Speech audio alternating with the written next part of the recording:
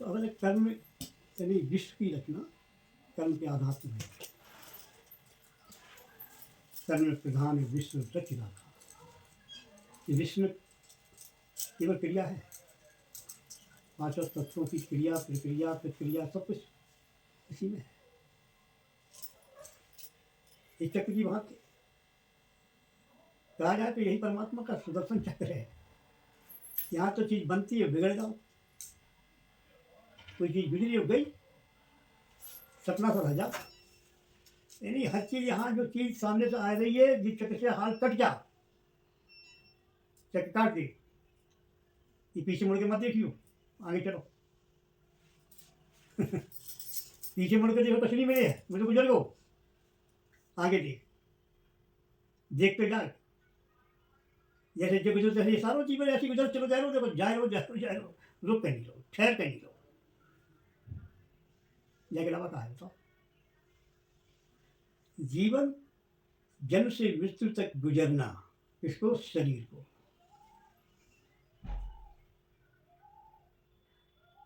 यहाँ हर चीज बन रही बिगड़ रही गुजर रही आ रही जा रही, बस एक हमको अलग है तो आखिर ही संसार में, ये शरीर संसारी में तो है, तो संसार में हो रहे हो सब जगह हो रहे हो। चित्त में कितने विचार बन रहे,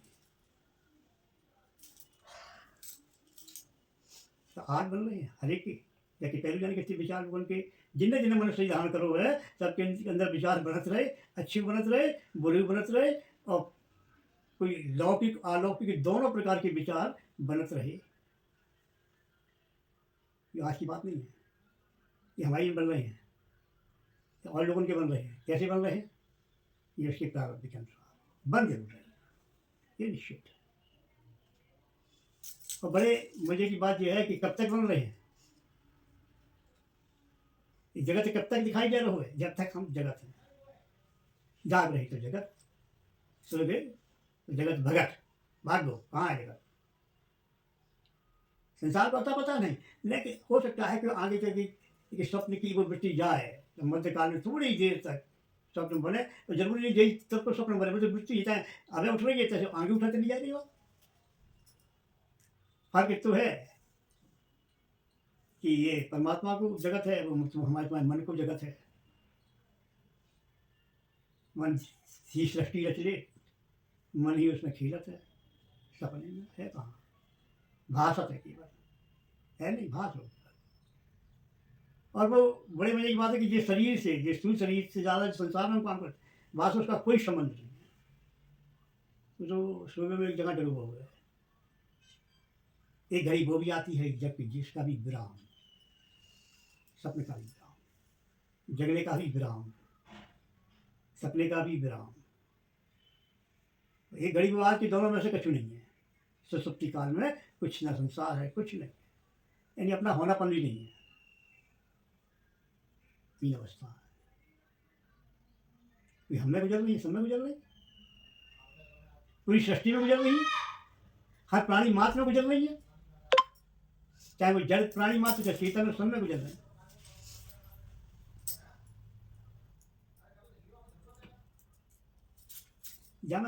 जब समय गुजर रही तो वहां पर मैं कहाँ है?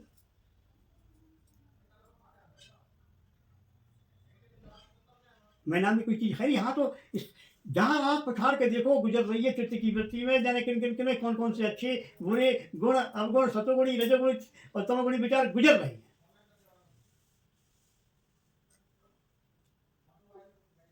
जब गुजर रहे हैं तो उनमें जो ख्याल पैदा हो रहे हैं, जो विचार पैदा हो रहे हैं, कोई ऐसा विचार भावे नहीं है जहाँ से हम पहले न गुजरे हो। चित्त में वे विचार गुजरे हैं जो चित्त में पहले से भरे हैं, दूसरी सारे के सारे विचार चित्त में वे ठहर गए हैं, वे भर गए हैं, वही की छाप लग गई है कि जहाँ से हम गुजर गया है संसार के, संसार से गुजरे, संसार को अपने मान कर गुजरे, चित्त में बड़ी भयंकर रूप से बैठ गई। और क्या हो, जब विचार बन रहे बिगड़ रहे बन रहे बिगड़ रहे, एक विचार आओ ये गो, एक विचार आओ ये गो, एक विचार आओ, चाहे कैसे प्रभाव में आओ हो ये गो, तो इसमें जरूर फासला है। एक विचार आने में, दूसरा विचार जाने के मध्य में कोई ना कोई जरूर फासलो है, ये निश्चित है। अगर फासला ना हो तो एक ना एक विचार आते जाते कैसे नहीं आएगा। फासला बीच मध्य में जरूर है, एक, क्योंकि एक से विचार नहीं है। एक से विचार नहीं है तो अपने चित्त में देखो बैठ करके, एक से जब विचार नहीं है, एक आए हो, एक जा रहे हो, एक किसी विषय में है, किसी विषय में हो, यानी कितने विचारों के विचार अपने अपने प्रभाव है। इसका मतलब ये खंडित है। जब खंडित है तो बीच में जरूर कोई ना कोई फासला जरूर है। वो फासला किसका है? निर्विचार का। यहाँ कोई विचार नहीं है। जहाँ कोई विचार नहीं तो वहाँ कोई शांति हुई है। यहाँ विचार है तो विचारों के टकराव में अशांति है। जहाँ कोई विचार नहीं है, एक शून्यता है, काय को, जब कुछ है ही नहीं तो कहा हो घर्षण हो जाए, काय को बीच पर कोई फासला जरूर है। चित्त में कोई खालीपन जरूर है। कमरा में जितना सामान भरो हुआ है तो कोई कमरा में जितना सामान भरो हुआ है, कमरा खाली है तभी तो भरो हुआ कमरा है, तो उसका खालीपन का खत्म नहीं होगा। नहीं, खालीपन है तब तक वो सामान है, चाहे कब हटाए दो भाई, वो तो खाली को खाली है ही। तो खाली है तो बाहर लिए विचार अरे जा रहे सामान आ रो जा रो, एक अच्छी सामान टूट को फेंक दो, दूसरे खरीद लिया तो आने जाने लगो है। महात्मा या संत या तीन गुणों में हो, तीन गुणों की माया में है हो, तो हर प्राण में कथान हो चाहे कुछ हो या संत की वाणी हो,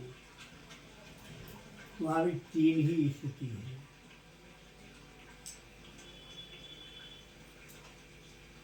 कैसी? संत का ये बुरा जरूरत सबको हंसान लगा, सब लोग हंसान लगा उनकी बात को। ये रोचक सत्संग है। इस सत्संग क्या कहते हैं? रोचक। जब उनकी नरक कुंड में डाल गई हो, पेड़ में झोंके गई हो, ये घटना घटेगी अगर तुम बुरे कर्म करियो। इस सत्संग को कहते हैं भयानक। जीव को साम दाम दंड विष जगाने हैं, इसलिए बातें रखी गई हैं, और जो कुछ उन्हें प्रत्यक्ष में होंगे। तो एक सत्संग होता है यथार्थ, जहाँ में केवल जीवन तक होता, कुछ नहीं।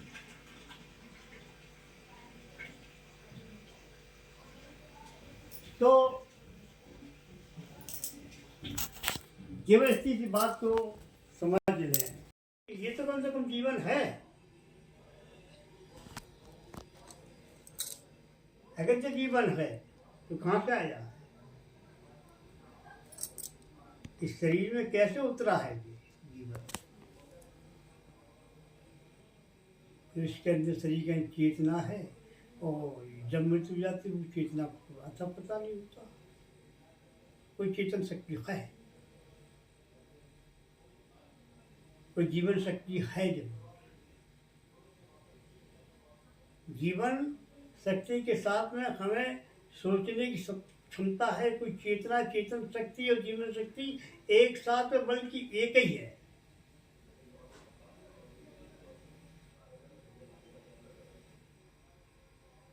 ये जानना बहुत जरूरी है।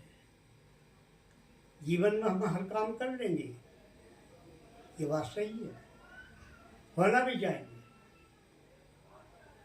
अगर जीवन है तो शरीर के माध्यम से बहुत कुछ शरीर काम कर ले जाएगा, सारी इंद्रिय काम कर ले जाएगी।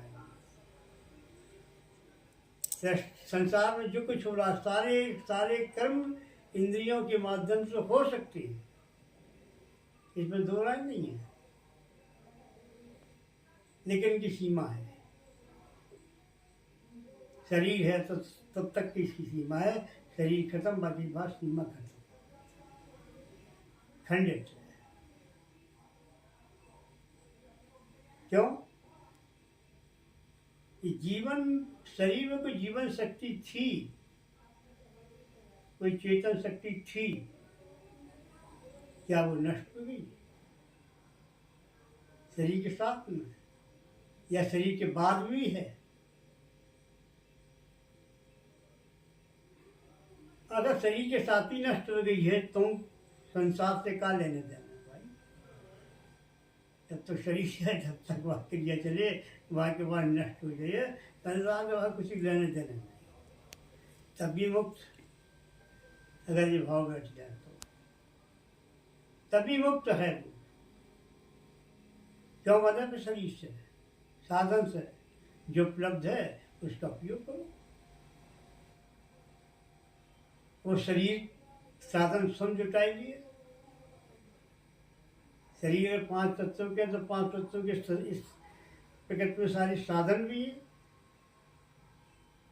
हर 5 तत्वों से है। 5 तत्वों का खेल, इसमें अपना कुछ लेना देना नहीं। ये प्रकृति का खेल है, ये 3 गुणों की माया का खेल है। क्योंकि जो घटना घटती है अपने सामने घटती है। भूत या वर्तमान में जो गुजर चुकी, सामने से गुजरी है, पीठ पीछे नहीं गुजरी है, सामने से गुजरी है। प्रत्यक्ष में हो क्या अप्रत्यक्ष में हो, लेकिन गुजरी सामने से। वो गुजर गई, आने वाला जैसे वो गुजरी, रुके तो नहीं भाई, वो गुजर गई है। मतलब विराम है ही नहीं है, कोई क्रिया है, कोई कर्म है, सारे विश्व का कर्म है, सारे विश्व कर्मों के अधीन है। क्रिया से विश्व की रचना भई है, वहां में कुछ ना कुछ हो ही रहा है, ये निश्चित है। आज भी हो रहा है, इससे पहले भी होता आया है। कम से कम हर व्यक्ति मनुष्य को ये भली अनुभव ना हो जाए कि एक 100 साल पहले सुनी सुनाई बात है, ना अनुभव हो। लेकिन कम से कम जब पैदा हुए तो 3-4 पीढ़ी को अनुभव हो जाए, बाबा को, पिता को, माँ को, पुत्र को।